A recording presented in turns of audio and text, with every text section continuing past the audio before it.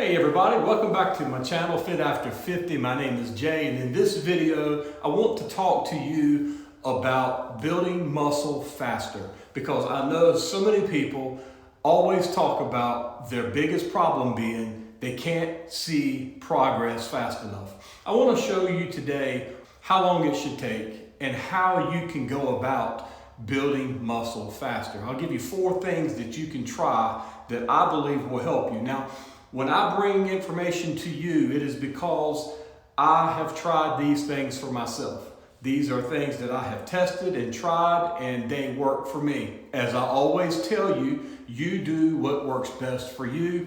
I'm only giving you advice based on things that I do. I know that what I try to do is give you a simple approach to weightlifting, a simple approach to gaining muscle, being fit, and to being able to see through to your goals. Sometimes there's a lot of people out there, there's a lot of information out there, and it gets complicated, it's very complex, and it doesn't have to be complicated. I don't confuse things, I keep it simple because I'm a simple guy, and again, I share what works for me. The first thing that you need to know about gaining muscle, based on what I have found from my own personal fitness, is you must be in a caloric surplus. If you're not in a calorie surplus, it's going to be hard for your body to add muscle. So if you're working out hard, you're putting in the workouts, you're doing everything that you're supposed to do from the standpoint of lifting the weights, but you're not seeing any growth, you're not seeing any added muscle, or more importantly, you're not getting stronger, you may want to check out your calories. What I recommend is that you track your calorie intake, track your macros, and make sure that you know what your maintenance calories are, because you need to be sure you are getting above your maintenance calories.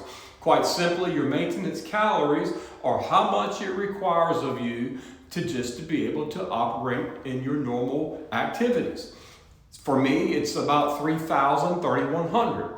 For you, it could be 2,500, or it could be more, it could be less. If you are at or below your maintenance calories, it's going to be very hard for your body to add on new muscle. That's just a fact. That's what I have learned through my process. Now, what you can do is you can find that calorie intake, that maintenance calorie, I call it the break-even number.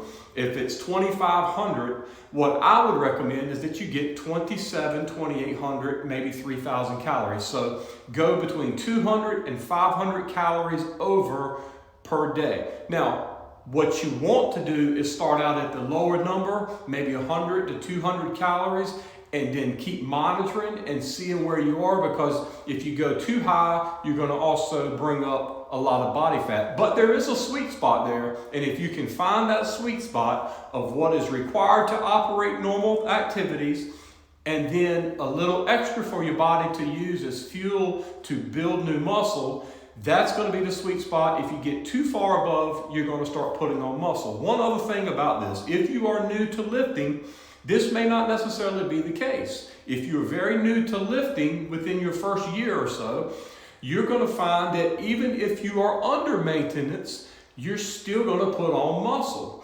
And a lot of times this is because your body is going to use some of the stored fat to help grow and build muscle tissue.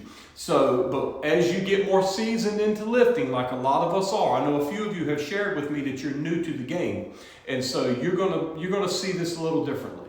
But still, you're going to want to be focusing on a little bit more of the sweet potatoes, a little bit more of the chicken breasts, a little bit more of the protein, a little bit more of all the good things. I like to do eggs and egg whites, and you're going to want to be able to do a little bit more of these things. I'm not saying bump up 200 or 300 calories with donuts and different things like that. I'm just saying more of the foods that are high in protein, bring those up in your diet so that you can be above your maintenance calories. And that's going to help you with that to start to build more muscle a lot faster. The second thing I want you to see here for building muscle faster is, what is your workout frequency?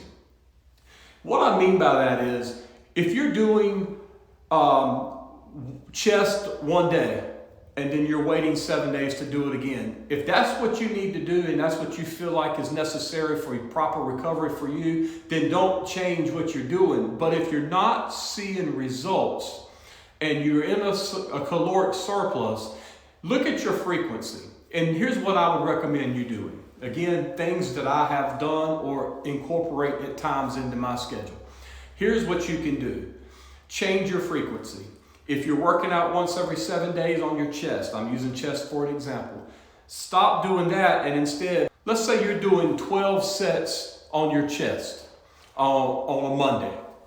Instead of doing 12 sets of chest on Monday, back that down and do 6 sets of chest on Monday. And then on Thursday or Friday, do 6 sets again. Let Monday be your harder, heavier, more intense day, and let Friday be the day that you back it down just a little bit with the intensity and the weight.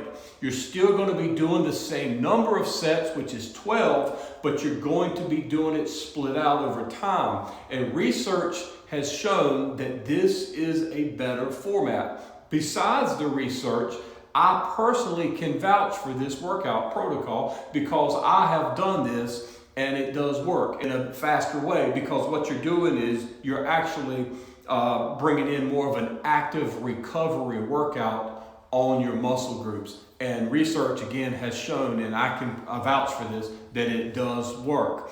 The third thing I want you to know is connectivity is very important. If you are going into the gym and you're grabbing the weights and you're just lifting the weights and you're checking them off your list and getting through the sets, you're probably not going to see growth. What I recommend is that you have good mind-muscle connection. This has been proven to be true, and I can tell you I have walked on both sides of this fence, and having the muscle-mind connectivity allows you to lower the weight a little bit, work with lighter weights, and focus more on the muscle groups. Research has shown the ones that actually have the best muscle-mind connection showed the better growth over those who just lifted the weights. Again, to have this type of lifting discipline requires you to focus each rep on what you are doing. It also requires that you find exercises that you can do with good form. If you go in too heavy, then you're not going to have good connectivity, and this is going to lead you to not have good growth. Last, but certainly not least on my list, is your protein and your creatine intake. If you want to grow and you want to grow faster, you must have these two supplements. I'm not going to sit here and talk about any other supplements. I do fish oil and a couple other little things here and there, but what I do is protein and creatine. And my recommendation for you is with your creatine, do a monohydrate creatine. It's not expensive. It's probably the number one best thing that you can buy off the shelf for supplements. And I recommend doing between 5 and 10 grams of creatine per day. Now, if you're eating red meat and some of these types of foods, you're going to be receiving creatine that way. But at least do 5 grams of monohydrate supplemental creatine every single day. Also, with your protein, be sure that you are doing protein at 1 gram per pound of body weight. I have found this to be the magic number, and if you weigh 200 pounds, then easy math says 200 grams per day of protein.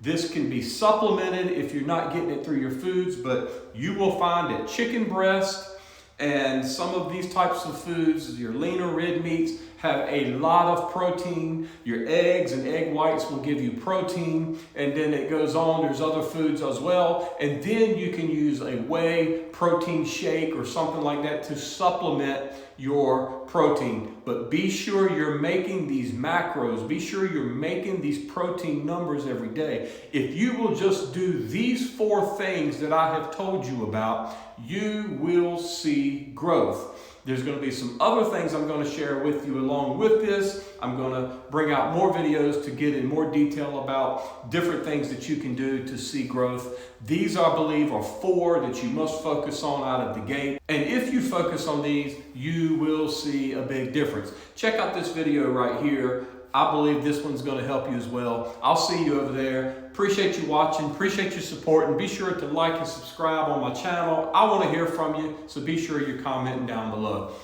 Go get fit and take care.